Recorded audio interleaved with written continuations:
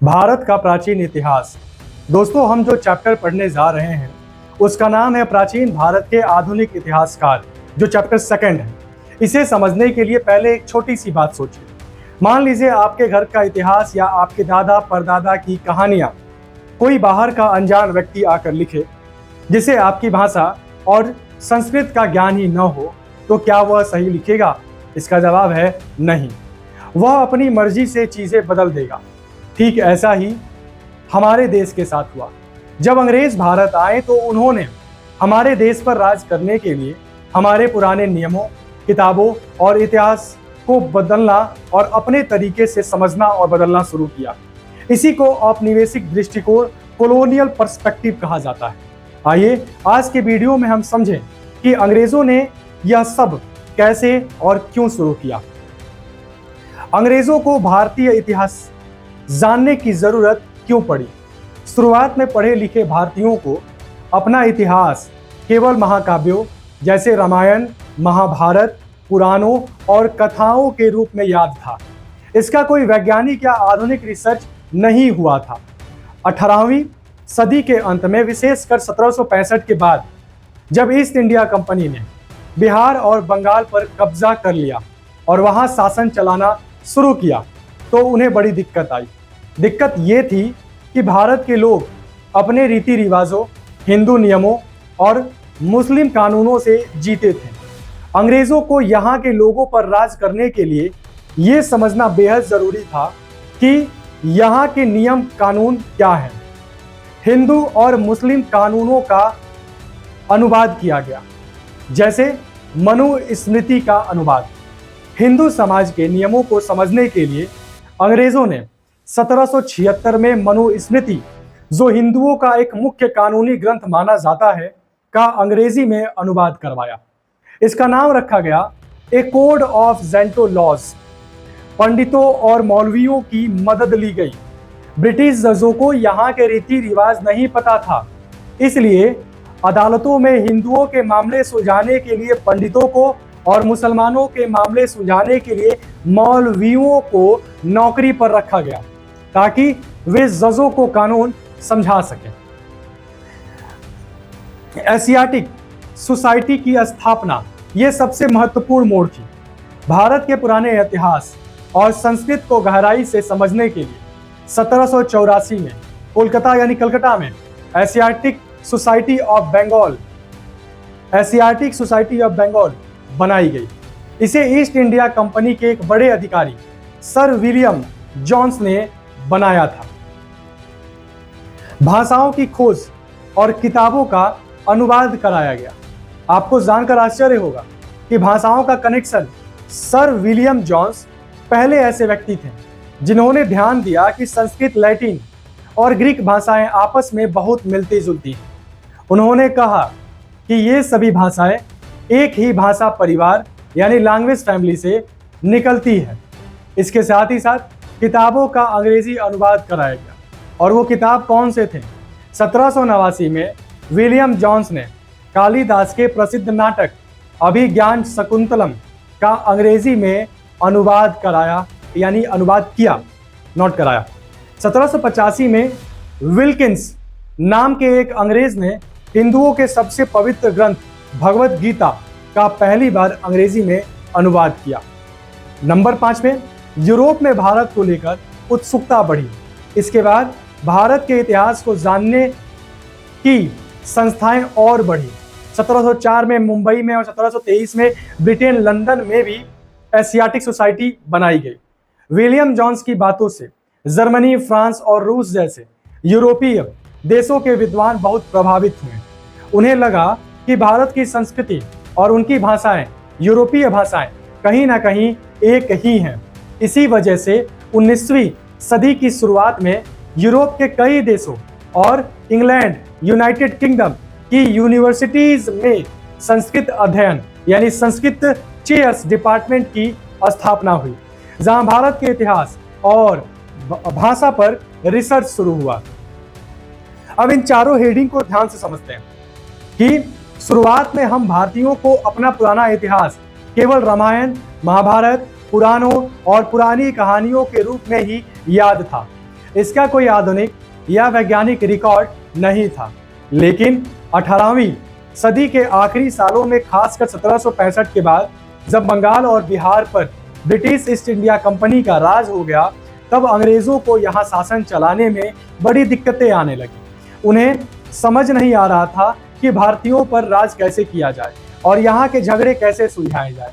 तब उन्हें एहसास हुआ कि अगर भारत पर लंबे समय तक राज करना है तो यहाँ के लोगों के पुराने रीति रिवाज, इतिहास और धर्म को समझना बेहद जरूरी है।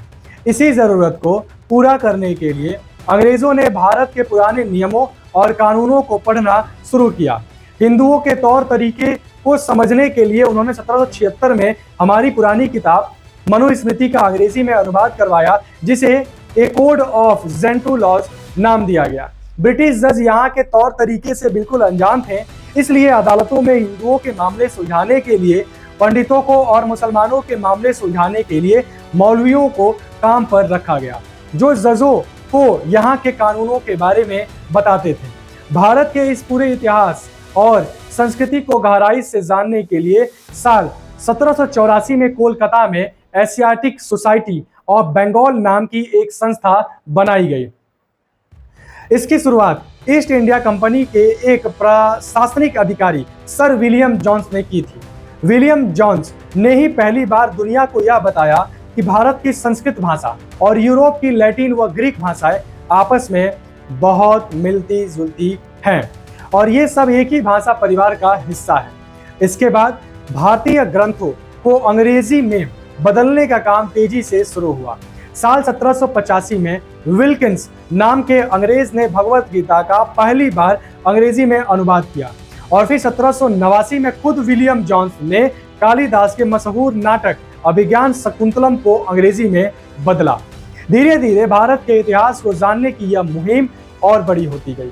साल 1804 में मुंबई और साल 1823 में खुद ग्रेट ब्रिटेन में भी एशियाटिक सोसाइटी की स्थापना की गई। जब यूरोप के बाकी देशों जैसे जर्मनी, फ्रांस और रूस को पता चला कि संस्कृत और उनकी खुद की भाषाएं पुरानी संस्कृतियों से जुड़ी हुई हैं, तो वे भी भारतीय इतिहास को जानने के लिए बहुत उत्सुक हो गए। इसी का नतीजा था कि 19वीं सदी की शुरुआत होते होते इंग्लैंड और यूरोप के कई बड़े देशों की यूनिवर्सिटीज में संस्कृत की पढ़ाई के लिए बाकायदा अलग से विभाग और सीटें बनाई जाने लगी, जहां भारत के इतिहास पर बड़े पैमाने पर रिसर्च शुरू हुई।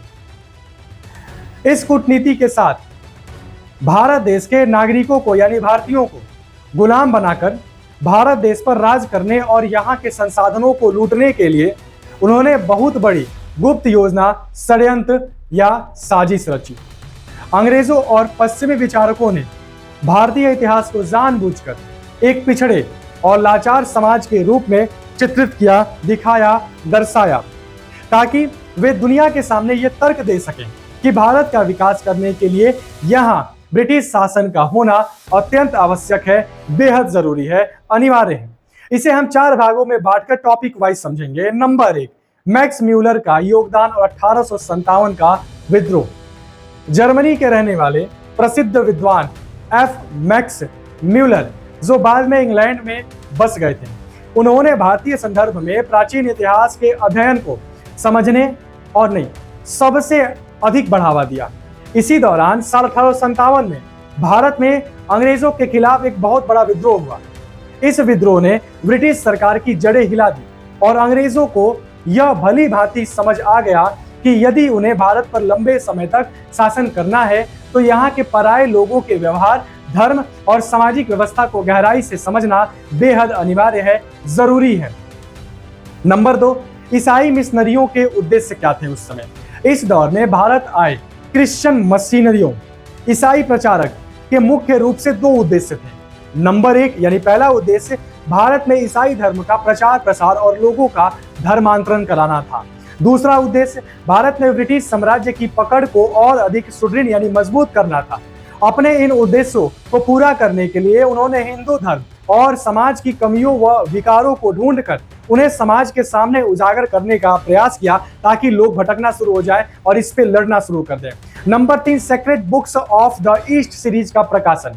अंग्रेजी प्रशासन और मिशनरियों की इसी अध्ययन संबंधी आवश्यकता को पूरा करने के लिए मैक्स म्यूलर के संपादन यानी सुपरविजन में प्राचीन ग्रंथों का अंग्रेजी अनुवाद व्यापक पैमाने यानी बड़े स्तर पर शुरू किया गया।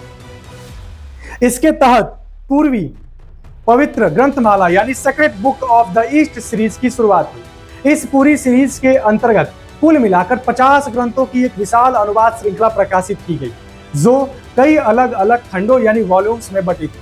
हालांकि इस सीरीज में कुछ चीनी और ईरानी ग्रंथ भी शामिल किए गए थे, लेकिन मुख्य प्राथमिकता भारत के प्राचीन ग्रंथों को ही दी गई थी। और नंबर 4, पश्चिमी विद्वानों का भारतीय इतिहास के प्रति दृष्टिकोण क्या था, वो क्या समझते थे भारत के संस्कार इतिहास को, यहाँ के पौराणिक चीजों को। इन अनुदित ग्रंथों और उन पर आधारित पुस्तकों की प्रस्तावना इंट्रोडक्शन लिखते समय मैक्स म्यूलर और अन्य पश्चिमी विद्वानों ने प्राचीन भारतीय इतिहास और समाज को बहुत ही सामान्यीकृत यानी कि जनरलाइज्ड और संकीर्ण ढंग यानी कि छोटी सोच, तंग नजरिया या भेदभाव से भरी सोच से देखा। उन्होंने दुनिया के सामने भारतीयों के बारे में कुछ नकारात्मक और पूर्वाग्रह से ग्रसित बातें कहीं, आरोप लगाया। वो क्या थे, जरा इसे भी समझते हैं। इतिहास और समय का बोध ना होना, उसका अभाव होना। पश्चिमी विद्वानों ने यह आरोप लगाया कि प्राचीन भारतीयों में इतिहास लिखने और घटनाओं को समय व सही क्रम यानी क्रोनोलॉजी के अनुसार दर्ज करने की समझ नहीं थी। इतने बेवकूफ थे भारतीय इतिहासकार। इनके अनुसार तानाशाही शासन के अभ्यस्त थे। उन्होंने दावा किया कि भारतीय नागरिक हमेशा से राजाओं के क्रूर और तानाशाह शासन के नीचे जीने के आदी रहे। ये आरोप था उनका। नंबर 3 आरोप था अति अध्यात्मवाद में लीन होना। उनका मानना था कि भारतीय लोग केवल अध्यात्मवाद और अपनी ही एक काल्पनिक दुनिया में इतने तल्लीन हैं यानी खोए रहते थे कि उन्हें इस वास्तविक दुनिया की सामाजिक और राजनीतिक समस्याओं से कोई लेना देना मतलब नहीं था। अगला आरोप उनका क्या था? राष्ट्रवाद और स्वशासन की कमी।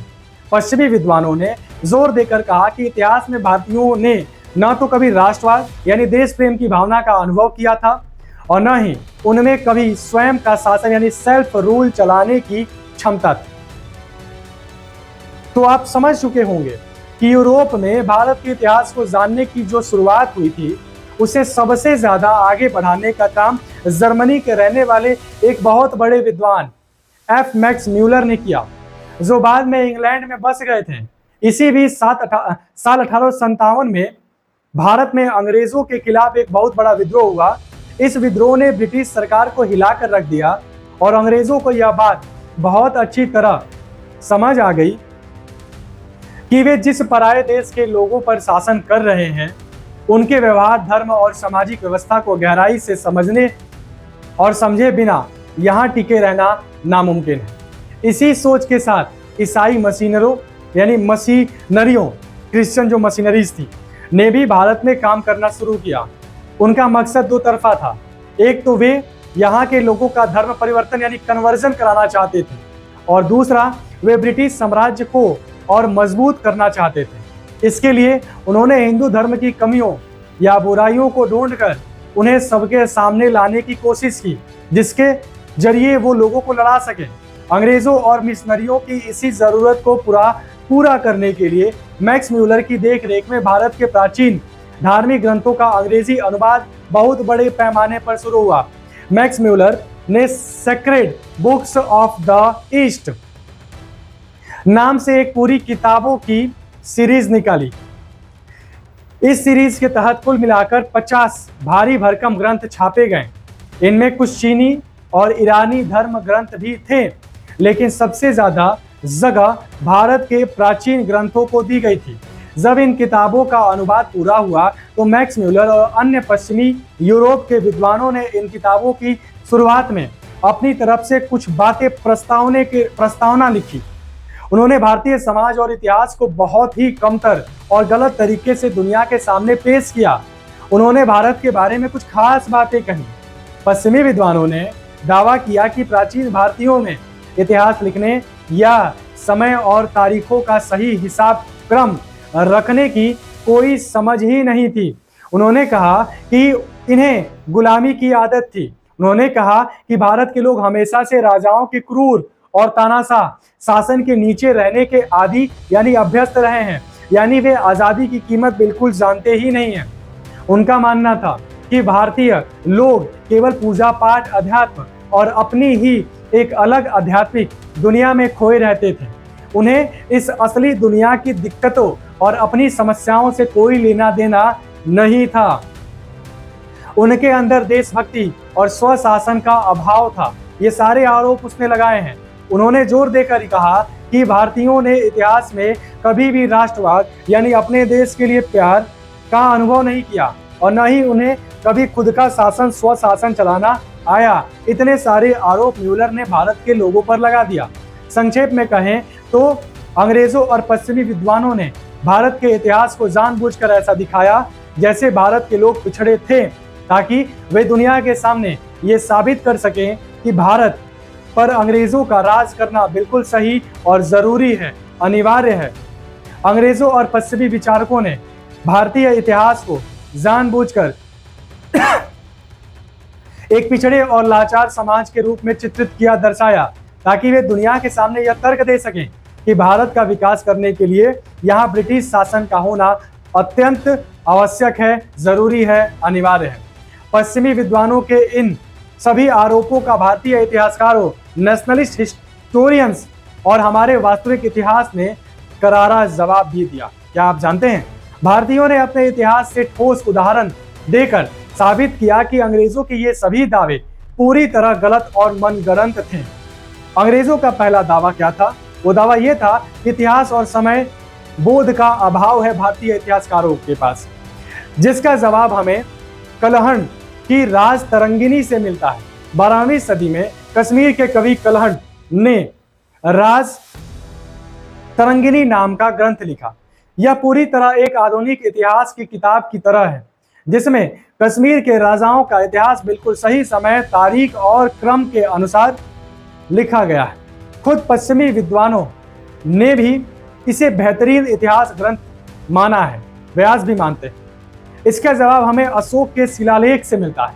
सम्राट अशोक ने ईसा पूर्व 3री सदी यानी 3rd सेंचुरी BCE में ही अपने आदेशों, तिथियों और घटनाओं को पूरे देश के पत्थरों और स्तंभों पर लिखवा दिया था, ताकि आने वाली पीढ़ियां उसे याद रखें। इसका जवाब हमें वंशानुक्रम और अभिलेख से मिलता है। भारत के हर राजवंश जैसे गुप्त वंश, चोल वंश के पास अपने राजाओं की वंशावली, उनके राज्याभिषेक की तारीखें और उनके द्वारा जीते गए युद्धों का पूरा लिखित रिकॉर्ड, ताम्रपत्र और शिलालेख होता था। और अंग्रेज कहते हैं हमें इतिहास और समय बोध का अभाव है। इनका दूसरा आरोप यह था तानाशाही शासन के अभ्यस्त। अंग्रेजों ने कहा कि भारतीय हमेशा क्रूर राजाओं के गुलाम रहे, लेकिन भारत का इतिहास गवाह है कि यहाँ दुनिया के सबसे पहले लोकतंत्र और गणराज्य रिपब्लिक मौजूद थे।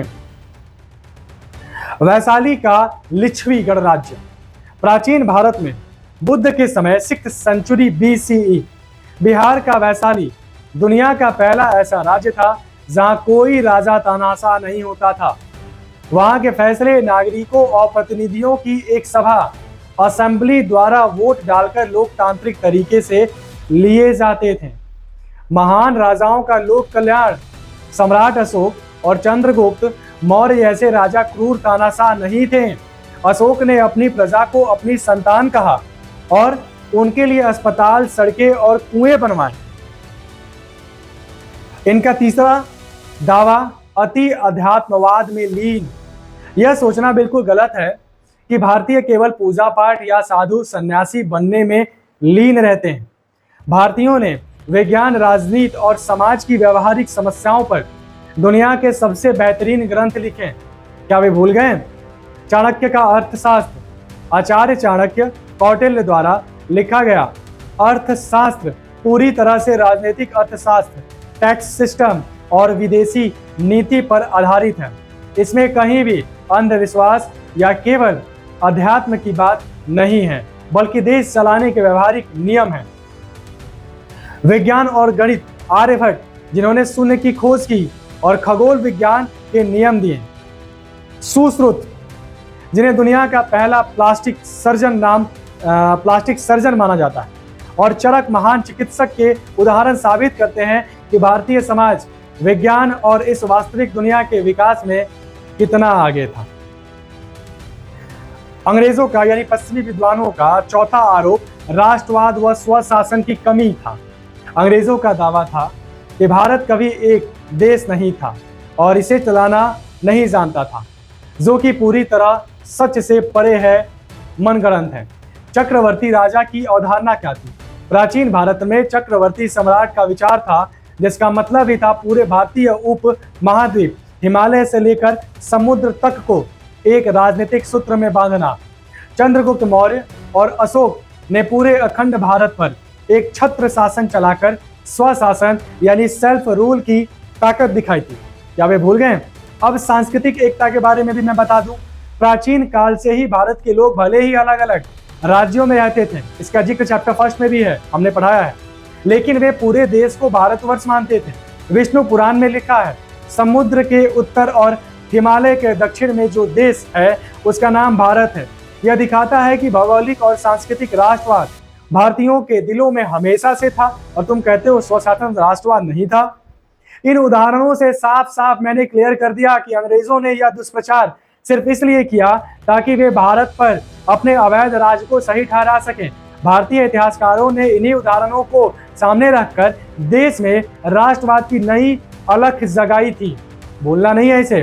विद्वान मैक्स म्यूलर के बाद एक और अंग्रेजी इतिहासकार आया जिसका नाम विंसेंट आर्थर स्मिथ था। ये अलग काम किया।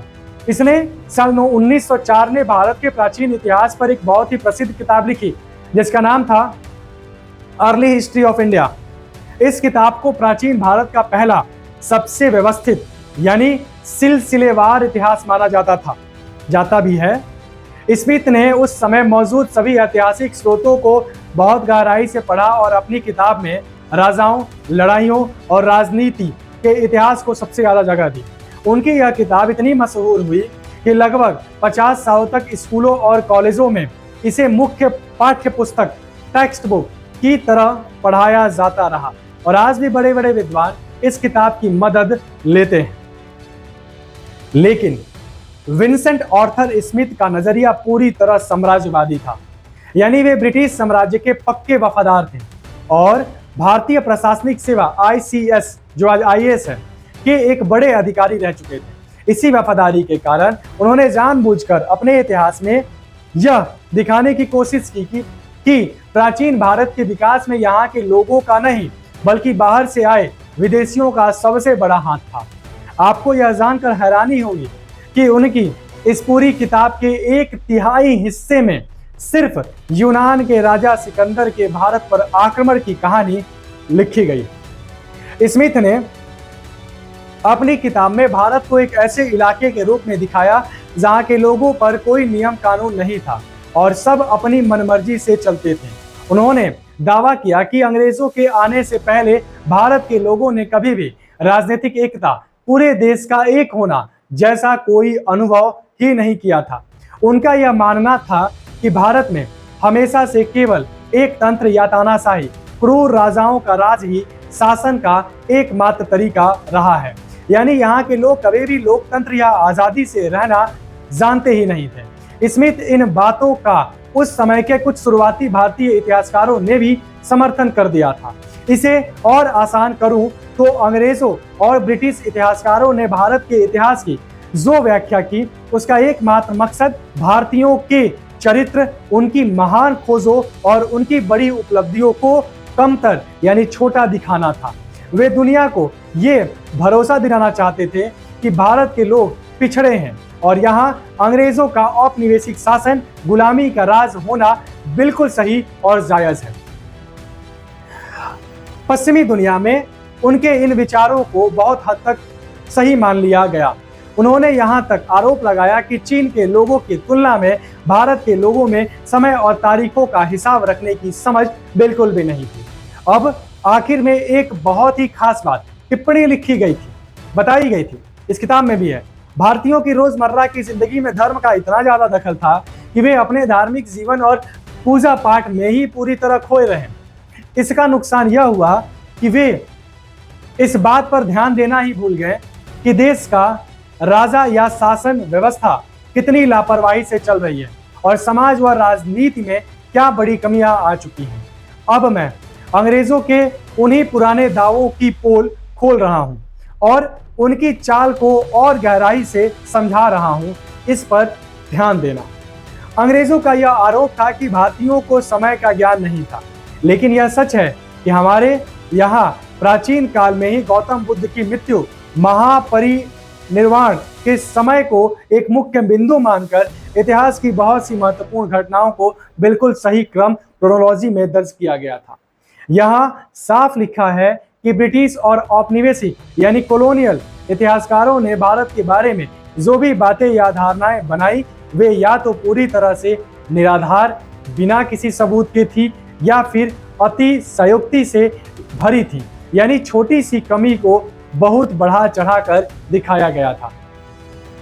अंग्रेजों ने इन झूठे दावों को एक प्रचार सामग्री यानी प्रोपेगेंडा की तरह इस्तेमाल किया ताकि वे दुनिया में ब्रिटिश शासन के फैलाव को सही साबित कर सकें। अंग्रेजों ने जानबूझकर इस बात पर सबसे ज्यादा जोर दिया कि भारत की पुरानी परंपरा में हमेशा से एकल व्यक्ति शासन पद्धति रही है, जिसका मतलब होता है कि यहाँ हमेशा केवल एक ही राजा के हाथ में सारी ताकतें होती थी और जनता की कोई मर्जी नहीं चलती थी। अंग्रेजों ने इतिहास को ऐसा इसलिए दिखाया ताकि वे अपनी खुद की शासन व्यवस्था को सही ठहरा सकें, क्योंकि उस समय भारत की सारी असली ताकतें लोकतांत्रिक तरीके से चुनी हुई सरकार के पास नहीं बल्कि अकेले ब्रिटिश वायसरॉय के हाथों में बंद थी। इसके अलावा अंग्रेजों ने एक और चालाकी भरा तर्क दिया। उन्होंने कहा, चूंकि भारत और भारतीय लोग हमेशा दूसरी दुनिया, अध्यात्म, पूजा पाठ और मोक्ष के ख्यालों और समस्याओं में डूबे रहते हैं, इसलिए इस असली दुनिया की देखरेख करने और भारत को संभालने की पूरी जिम्मेदारी अब ब्रिटिश मालिकों यानी अंग्रेजी सरकार के कंधों पर आ गई है और उनके पास इसके अलावा कोई दूसरा रास्ता नहीं बचा था।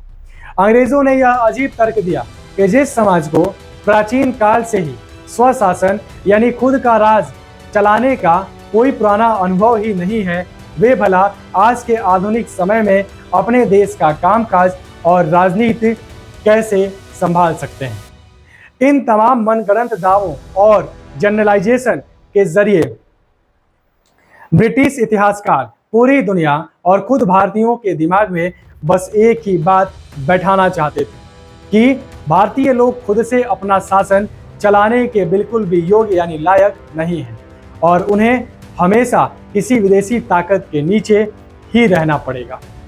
अब हमारा अगला मुद्दा टॉपिक है राष्ट्रवादी दृष्टि और उसका योगदान। राष्ट्रवादी दृष्टि और उसका योगदान का आसान शब्दों में अर्थ हम इस प्रकार समझते हैं। राष्ट्रवादी दृष्टि, नेशनलिस्ट पर्सपेक्टिव, इसका मतलब है अपने देश के इतिहास, संस्कृति और समाज को अपने देशवासियों के नजरिए से देखना और समझना।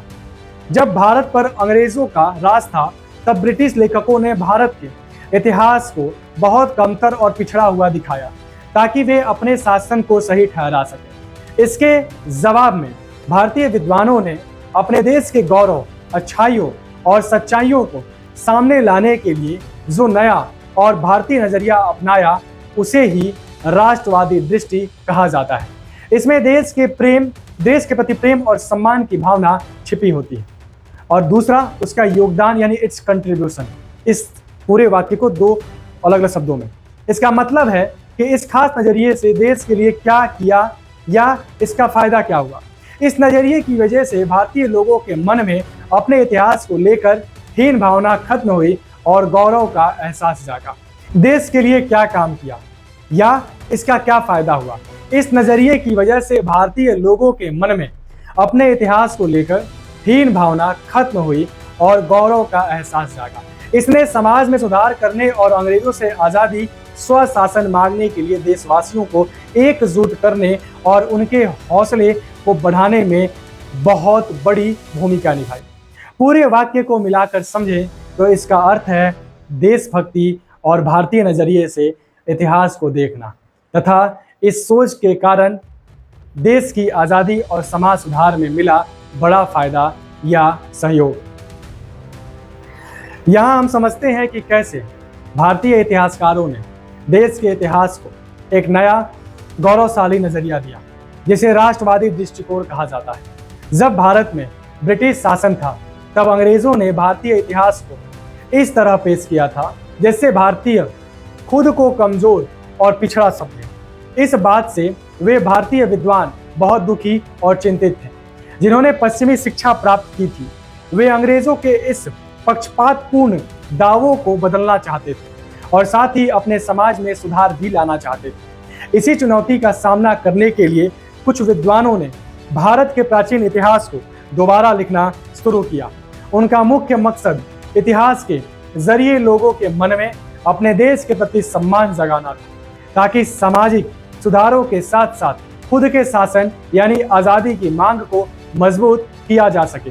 ऐसे इतिहासकारों में से ज़्यादातर लोग हिंदू संस्कृति को फिर से जगाने वाले राष्ट्रवादी विचारों से प्रभावित हैं। हालांकि इतिहास लिखने का यह तरीका सिर्फ भावनाओं पर आधारित नहीं था। इसमें बताया गया और समझेंगे हम कि देश में ऐसे भी इतिहासकार थे जिन्होंने बहुत ही तार्किक, निष्पक्ष और वैज्ञानिक तरीका अपनाया। इसी श्रेय में एक प्रमुख नाम राजेंद्र लाल मित्र, जो 1822 से 1891 तक रहे, का आता है, जिन्होंने वैदिक ग्रंथों पर काम किया और इंडो आर्यंस नाम की प्रसिद्ध किताब लिखी। वे भारत की पुरानी विरासत से बेहद लगाव रखते थे, लेकिन उन्होंने इतिहास की सच्चाइयों को छुपाया नहीं।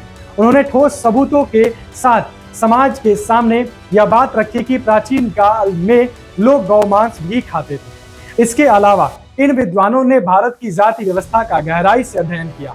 उन्होंने यह साबित करने का प्रयास किया कि भारत की जाति प्रथा कोई एकदम अलग या अजीब व्यवस्था नहीं थी, बल्कि यह ठीक वैसी ही थी जैसी प्राचीन समय में और औद्योगिक क्रांति से पहले यूरोप के समाजों में काम के बंटवारे के आधार पर बनी वर्ग व्यवस्था, क्लास सिस्टम हुआ करती थी। बिल्कुल वैसे ही थी भारत में।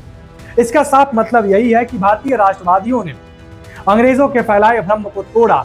उन्होंने देश को गौरवशाली इतिहास को सामने लाकर लोगों में आज़ादी की भावना तो भरी ही, साथ ही बिना किसी हिचकिचाहट के इतिहास के कड़वे और तार्किक सच को भी समाज के सामने रख दिया। अब हम इतिहासकार वीके राजवाड़े और पांडुरंग वामन काने के महान कार्यों और उनकी खोजों के बारे में बात करेंगे, जानेंगे, समझेंगे। इतिहासकार वीके राजवाड़े के मन में इतिहास को खोजने का बहुत ज्यादा जुनून और जोश था। मराठा साम्राज्य के इतिहास से जुड़े असली सबूतों और पुरानी संस्कृति की पांडुलिपियों, जो हाथ से लिखी पुरानी किताबों को ढूंढने के लिए उन्होंने महाराष्ट्र के लगभग हर गांव की यात्रा की। उन्होंने बहुत मेहनत से इन सभी ऐतिहासिक जानकारियों को इकट्ठा किया और उन्हें 22 बड़े भागों खंडों में छपवा कर सुरक्षित कर दिया।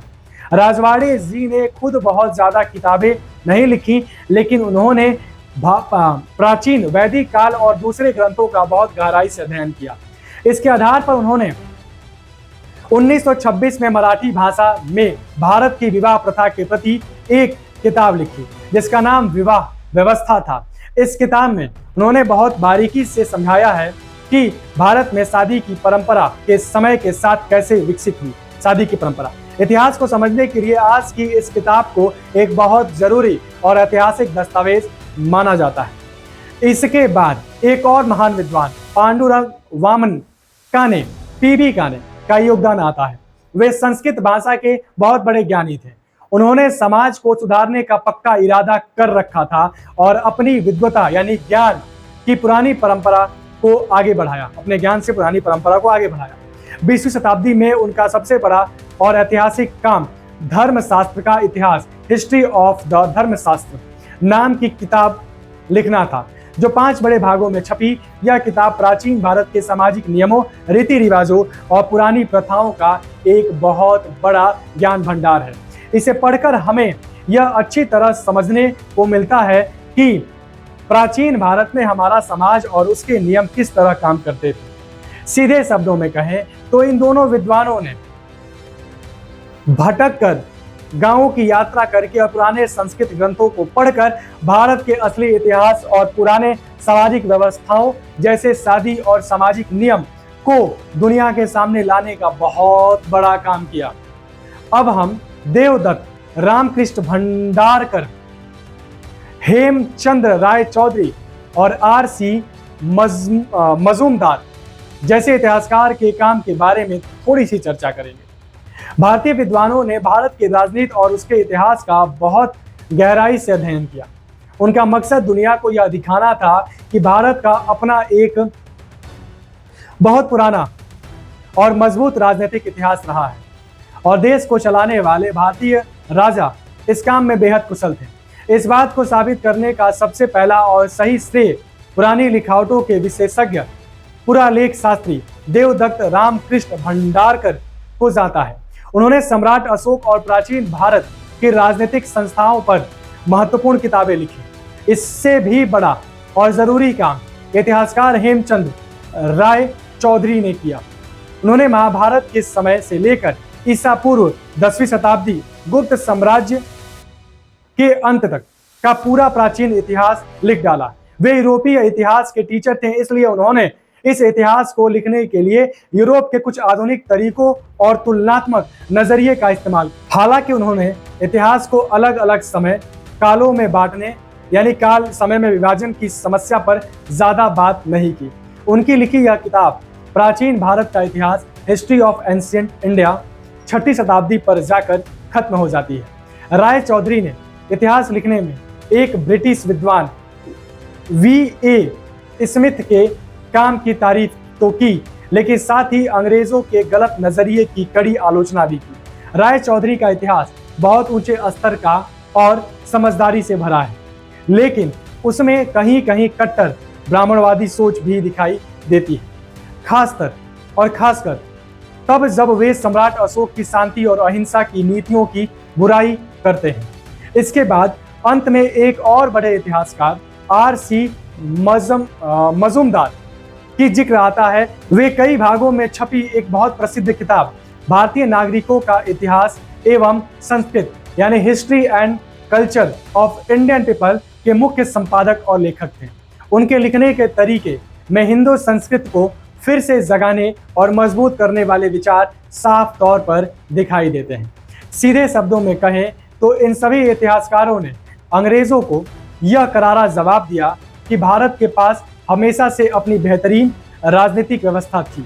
उन्होंने बहुत बारीकी से महाभारत काल से लेकर गुप्त साम्राज्य तक का पूरा इतिहास दुनिया के सामने रखा।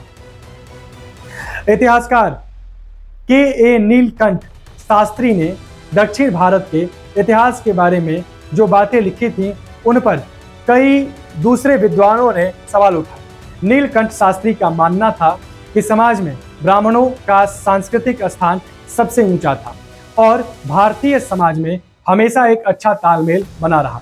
उनके नेतृत्व में दक्षिण भारत के राजाओं के वंशानुगत इतिहास पर कई शोध प्रबंध तैयार किए गए।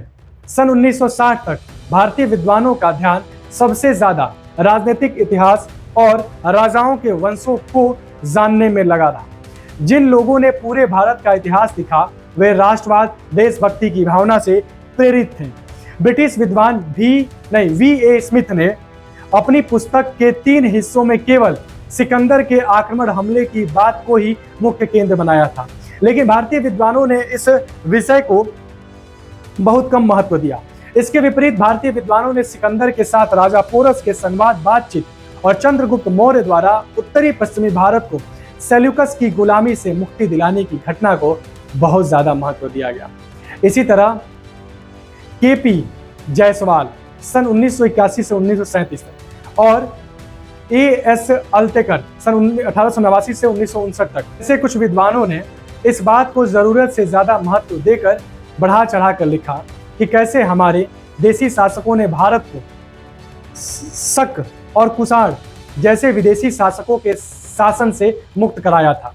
उन्होंने इस बात की परवाह नहीं की कि मध्य एशिया और अन्य इलाकों से आए ये लोग समय के साथ भारतीय जीवन का एक अभिन्न अंग बन गए थे और इन विदेशी शासकों ने अपने मूल देशों के लिए भारतीय संसाधनों का शोषण और दोहन भी किया था। इतिहास में केपी जायसवाल का सबसे मुख्य योगदान अंग्रेजों के इस भ्रम को तोड़ना था कि भारत में प्राचीन समय में केवल राजाओं का तानाशाही राज था। उन्होंने सन 1910 से 1912 तक कई लेख लिखकर दुनिया को यह बताया कि प्राचीन समय में भारत में गणतंत्र यानी कि रिपब्लिक अस्तित्व में था और यहाँ स्वशासन अपना राज भी था। अंततः उनका यह पूरा शोध सन 1924 में हिंदू पॉलिटी यानी हिंदू पॉलिटी शीर्षक के नाम से पुस्तक के रूप में प्रकाशित हुआ। हालांकि जायसवाल पर यह आरोप भी लगाया जाता है कि उन्होंने भारत की प्राचीन संस्थाओं पर आधुनिक राष्ट्रवादी विचारों को थोपने की कोशिश की। उनके द्वारा प्राचीन भारत की गणतांत्रिक शासन प्रणाली को जिस रूप में प्रस्तुत किया गया उस पर आक्षेप यानी सवाल लगाते हुए यूएन घोषणा। इन विवादों के बावजूद प्राचीन भारत के गणतंत्र के प्रयोग से जुड़े उनके मूल शोध को बहुत बड़ी स्वीकृति और पहचान मिली। हिंदू पॉलिटी के प्रकाशित होने के बाद इसका छठा संस्करण यानी 6th एडिशन भी आ चुका है और इस अभूतपूर्व खोज को आज भी इतिहास के एक वास्तविक और क्लासिक महान और सर्वकालिक श्रेष्ठ किताब के रूप में देखा जाता है। तो दोस्तों, आज हमने देखा कि कैसे विदेशी इतिहासकारों ने हमारे इतिहास को अपनी नजर से लिखा और हमें कमतर, कमजोर या नीचा दिखाने की कोशिश की। लेकिन कहानी यही खत्म नहीं होती। क्या भारतीय विद्वान इस अपमान को चुपचाप सहने वाले थे?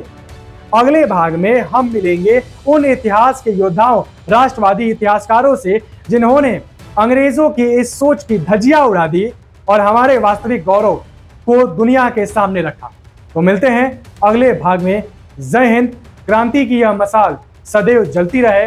इनकलाब जिंदाबाद।